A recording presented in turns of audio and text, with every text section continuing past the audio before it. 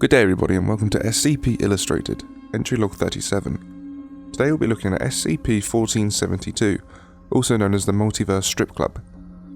This is a safe level SCP, but nonetheless it contains violence, mutilation, and full body nudity.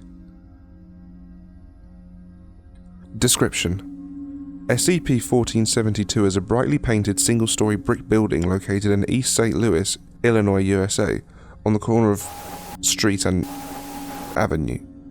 The exterior condition of the building is poor but remains stable. City records indicate that the building was erected in 1978 by the now defunct corporation. SCP-1472 has been condemned since 2001, when SCP-1472's anomalous activity began. SCP-1472 has only one accessible entrance on the west side of the building. When entered during its inactive state, SCP-1472 appears completely empty. SCP-1472 only becomes active every Saturday at 2 AM. During this active state, an overweight human male, SCP-1472-1, will exit from SCP-1472 and display signage out in the front of the entrance. One display is set directly on the asphalt in front of the entrance, which lists a schedule of events. Another larger display is placed directly on the side of the building and lit with a decorative neon lighting. During the active period, the SCP-1472-1 will insist that all persons seeking admittance pay a cover charge of $, and not engage in photography or video recording once inside. Shows will differ nightly, however the performances always range from 2 AM to 3:30 AM. During the duration of the performances, the entrance and exit will remain locked until the last show ends. Injuries and fatalities have occurred depending on the content of the show. Participants have been observed to sustain psychological trauma. Special containment procedures. A 3-meter tall chain-link privacy fence is to be constructed around the property boundary of SCP-1472. Construction signage is to be placed on all sides of the perimeter fence as to deter public suspicion. Mobile Task Force Iota-6, also known as the Hard Knocks, are tasked with protecting the site from trespassers and are to be stationed within a 4-block quadrant around SCP-1472 at all times, dressed in applicable urban attire. Any civilians that breach the fence are to be apprehended and be administered Class A amnestics before being released. Any testing involving D-Class resources must have a Level 3 approval. All D-Class personnel involved with the testing are to be interrogated via polygraph afterwards. 3 D-Class test subjects were approved for testing on the 12th of the 1st in 2013. D-Class test subjects were transported to the site and told to wait in front of the entrance of SCP-1472. D-Class test subjects were told that they must take notes and report everything that they see inside. Here is a schedule of the events as posted outside of the SCP-1472 before testing. The D-Class involved were ID'd D-3432, D-6744, and D-9908. D-Class test subjects were dropped off by transport and were told to approach SCP-1472's entrance. Each were given $100 in $5 bills, and the D-Class test subjects are also encouraged to spend their money once inside.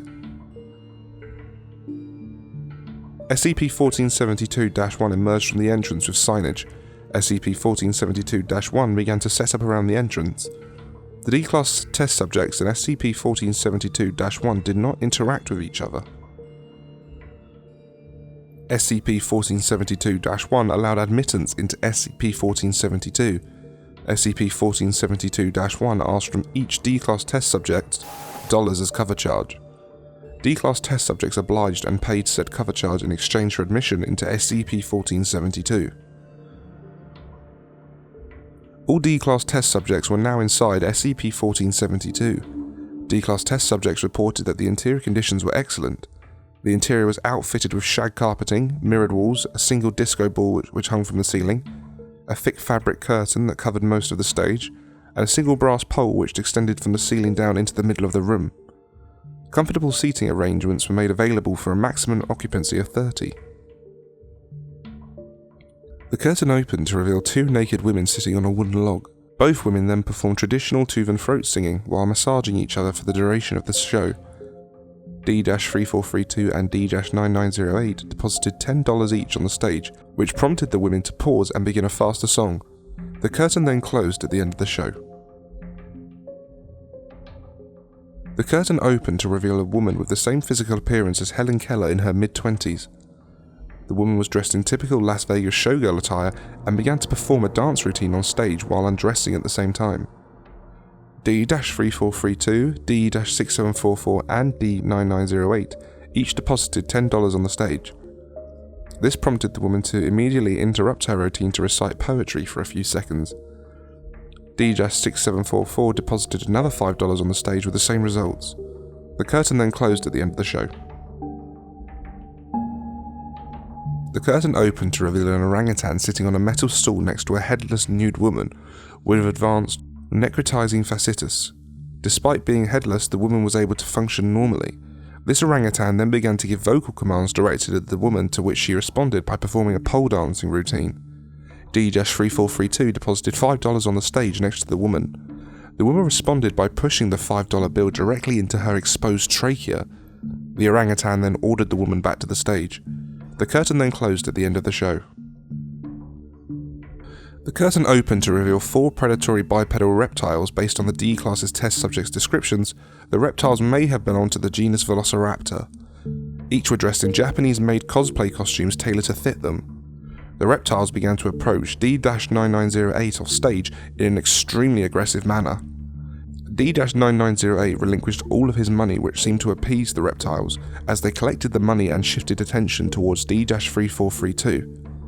D-3432 also relinquished all of his money with the same results. Afterwards, all 4 reptiles were ordered back on stage by SCP-1472-1 and the curtain then closed. D-6744 divided the remainder of his money with the other D-Class test subjects. No events were reported during this time. The curtain opened to reveal a Gateway 2000 computer and a monitor running a Fenestra 98 operating system. The display booted up and opened a program on its desktop. The computer then began to rapidly recite a multitude of different equations as well as their respective 3D graphical representations for 20 seconds. At the end of the program, the monitor displayed the word "insert" in the form of a screensaver. D-6744 and D-3432 both inserted $5 into its floppy drive. The curtain then closed at the end of the show. The curtain opened to reveal 16 entities levitating above the stage. Each entity appeared as a translucent gelatinous mass filled with membranous tissues. The entities then began to project transmissions via telepathy into the minds of the D-Class test subjects. D-Class test subjects reported migraines, acute tinnitus, and projected thoughts of intense physical sensations. No money was deposited on the stage. The curtain then closed at the end of the show. The curtain opened to reveal a pair of mechanical humanoid legs running in place. The apparatus was being powered by an internal combustion generator situated on the left side of the stage. SCP-1472-1 was seen pouring a substance into the generator by funnel. Based on the D-Class's test subjects' descriptions of appearance and odour, this substance is believed to be possibly raw ambergris. After 15 minutes, D-9908 deposited $5 on the stage. The apparatus then began to perform a traditional Irish step dancing routine. SCP-1472-1 then brought out a plastic tray filled with an unknown species of beetle and placed the apparatus atop them.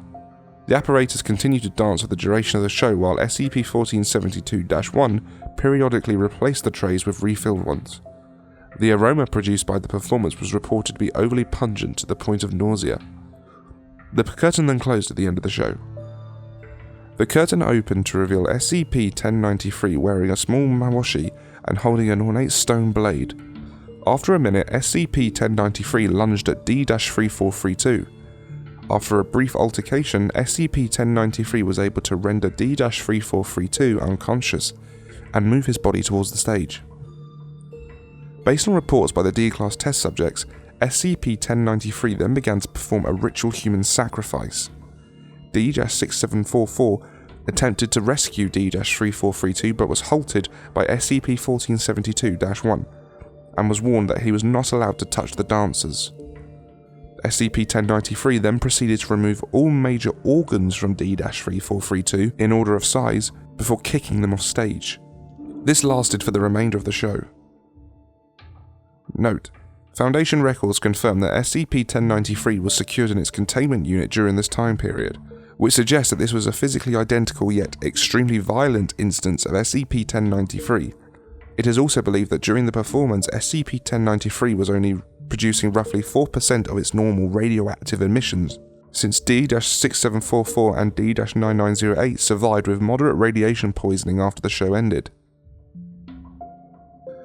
SCP-1472-1 was observed standing outside smoking a large cigar as the surviving D-Class test subject staggered out of SCP-1472. D-6744 and D-9908 were apprehended and taken to the infirmary.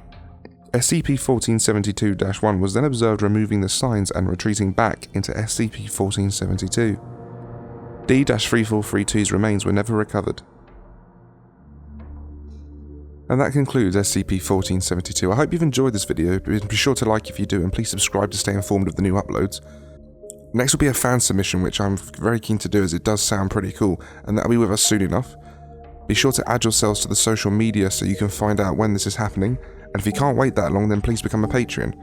Not only will you be supporting me, but you'll get access to all these goodies, such as early access to the sketches and thumbnails and schedules, upcoming collab news, SCP request priority, your own sketches, one-on-one chats, your name in every video and the bio, and so much more. And thank you to Twin Fishies, Kavamaram, Eric, Gabriel, Ethan, Hulk and Steph for your pledges.